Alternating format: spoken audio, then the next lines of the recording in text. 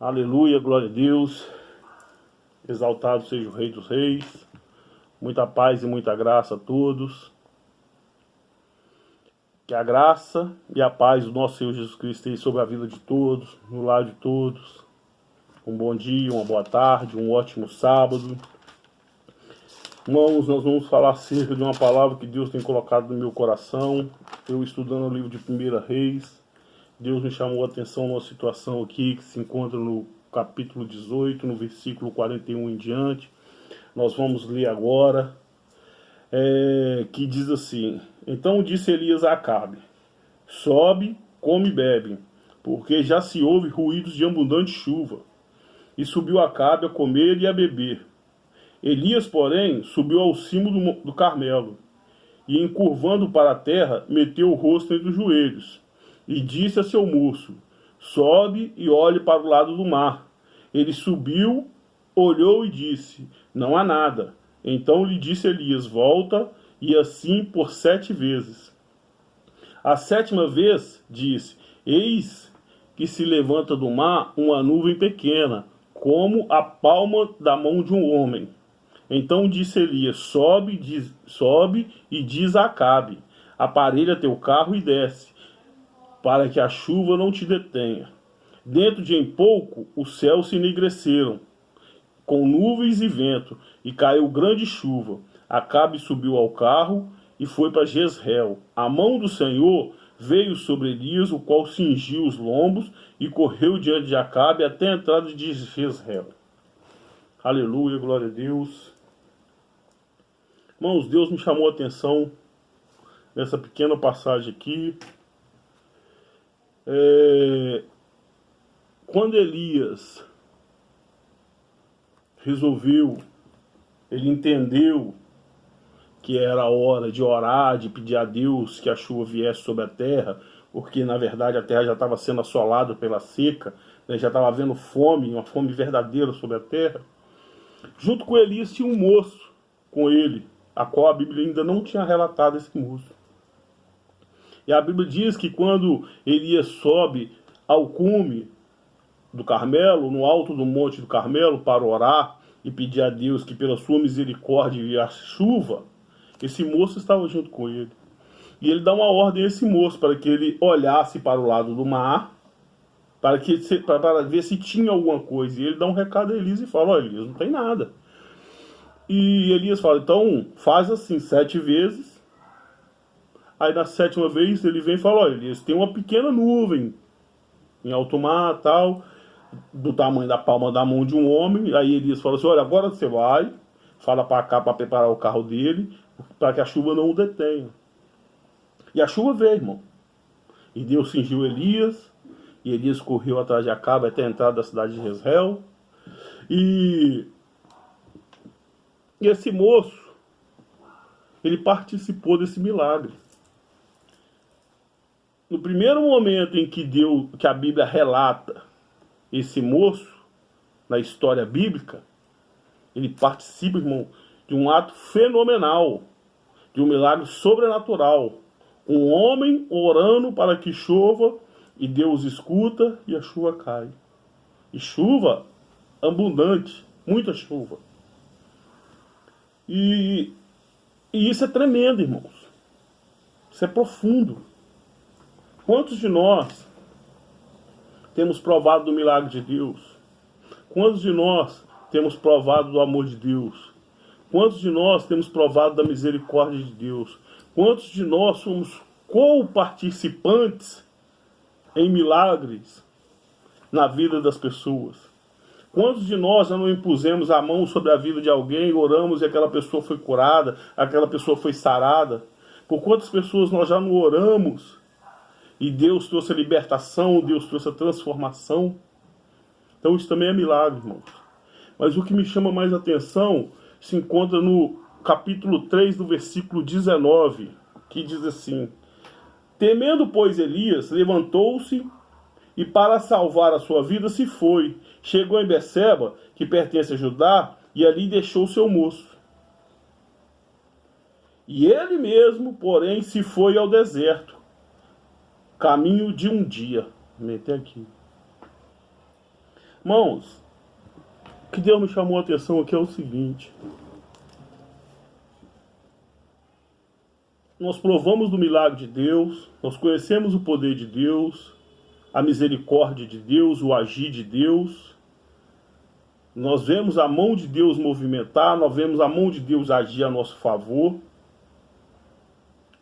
E às vezes, por causa de uma mágoa, por causa de uma briga, de uma ferida, de um mau entendimento, nós ficamos para trás. Nós paramos de caminhar, nós paramos de prosseguir, nós deixamos de dar continuidade naquilo que um dia os nossos olhos viram, os nossos ouvidos ouviram, aquilo que um dia Deus colocou diante de nós para nos fortalecer. Nós abandonamos tudo, assim como esse moço fez.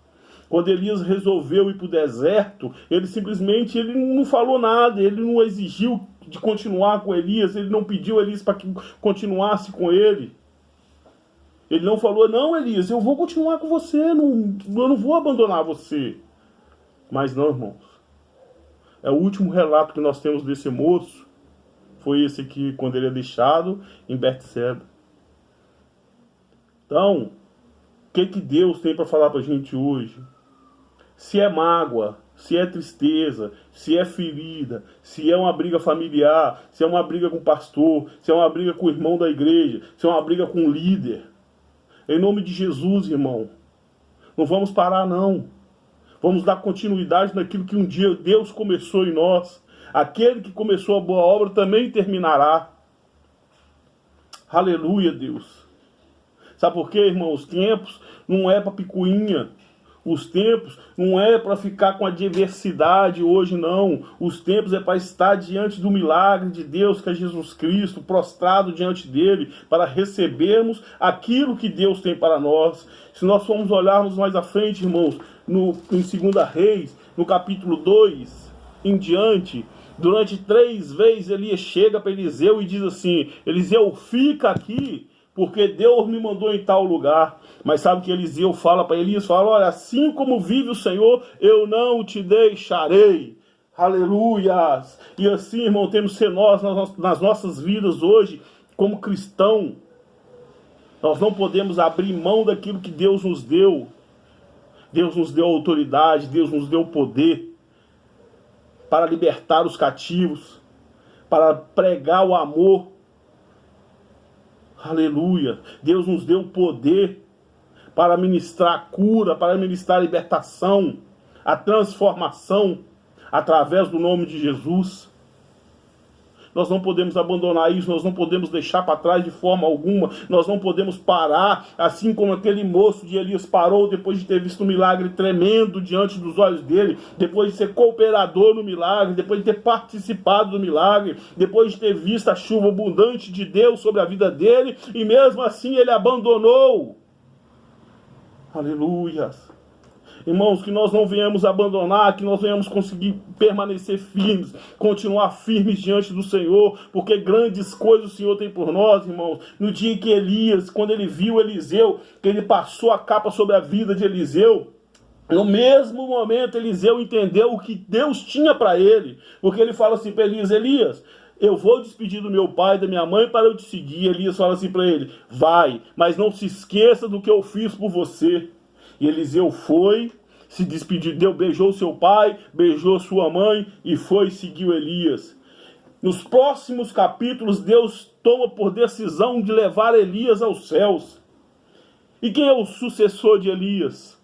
Eliseu. Elias chega para Eliseu e fala assim, o que tu queres, Eliseu? Eliseu fala assim, Senhor, que eu tenha a porção dobrada do teu espírito. Aleluia, Deus. Aí Elias fala assim para Eliseu, olha Eliseu, coisa difícil me pediu, mas se tu estiver com os teus olhos firmados e ver quando isso acontecer, assim lhe será feito. Aleluia, Deus. E o que aconteceu? No momento em que Deus resolve tomar Elias, um roda-moinho de fogo, levando aos céus, a capa de Elias se parte e Eliseu fica com a capa. E o Espírito em porção dobrada, repousa sobre a vida de Elias. E dali para frente, Elias é um grande profeta na terra. É um grande profeta em Israel, em Jerusalém. Aleluias. E grandes coisas foi feita. E assim é o que Deus quer que nós sejamos na terra hoje. Nesse momento difícil. Que sejamos grandes profetas com fé. Para permanecermos com os olhos fitos nele. E entendermos o que Ele quer sobre as nossas vidas, porque Ele já passou sobre nós o teu sangue. Então lembra o que Jesus já fez por nós, aleluias, para que possamos permanecer firmes diante dEle todos os dias da nossa vida, para que não venhamos tosquenejar, que não venhamos vacilar, que não deixe que nossos pés vacilem, que a nossa mente nos traia, mas que possamos permanecer firmes diante do Senhor em nome de Jesus. O tempo não é para ficar parado, o tempo não é para ficar para trás, o tempo não é para ficar despercebido, mas o tempo era para estar voltado na palavra, em oração, em consagração, para receber aquilo que ainda Deus tem para nós nesses últimos dias. Aleluia, Deus. Deus, eu peço ao Senhor que o Senhor venha dar despertamento à tua igreja, que o Senhor venha dar despertamento, Pai, àqueles, Senhor, que estão afastados do teu caminho, aqueles que um dia resolveram parar, Pai, que toda ferida venha ser sarada, em nome de Jesus, que toda mágoa venha ser retirada, que tudo venha ser constituído pelo Senhor novamente, Senhor. Lhe peço, Pai, em nome de Jesus, restaura, Senhor. Restaura os corações, restaura as vidas. Derrama um azeite novo, um vinho novo. Traga, Senhor, sobre essas pessoas que estão afastadas, que estão paradas, que estão desanimadas, que estão magoadas, Pai, uma vida nova. Em nome de Jesus, que o teu Espírito, Senhor, repouse sobre ele em porção dobrada, assim como aconteceu sobre a vida de Elias, de Eliseu, Senhor. Em nome de Jesus, restaura, Pai, restaura por completo, Senhor. Não deixe, Pai, que os teus filhos permaneçam na indolência, Senhor. Não deixe que os teus filhos permaneçam, Senhor, mortos espiritualmente, Pai. Mas que eles possam, Senhor, em nome de Jesus, despertar para o amanhecer. Em nome de Jesus, Israel, Israel, quantas vezes quiser eu te ajuntar debaixo de minhas asas, quando faz uma galinha com o pitinho, mas tu não o quisestes. Mas hoje é dia, irmão, de nos ajuntarmos ao Senhor, de permanecermos perto dele, porque bom é o Senhor e a tua misericórdia dura para sempre. Aleluia, Deus. Que Deus possa abençoar os irmãos, que Deus possa continuar falando com os irmãos em nome de Jesus. Eu vou falar para os irmãos um versículo que está no livro de Hebreus, no capítulo 16. Aleluia, Deus. Hebreus 16, o quão importante é a oração, irmãos.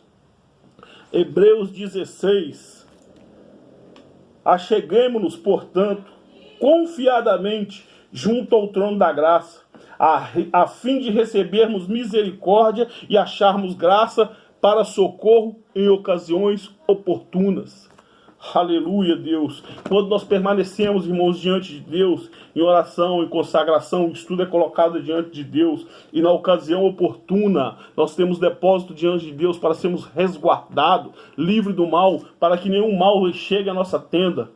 Aleluia. Eu peço aos irmãos que depois estudem esse versículo no livro de Hebreus, no capítulo 4, no versículo 16, para que os irmãos possam entender o quão importante é permanecer na presença do Senhor, porque nos dias maus nós seremos resguardados pelo Senhor. Amém? Que Deus abençoe a todos. Olha, permaneçam firmes, cheios da graça, cheios do Espírito Santo, que a fé multiplique na vida de todos, em nome de Jesus, que todos sejam abençoados, em nome de Jesus.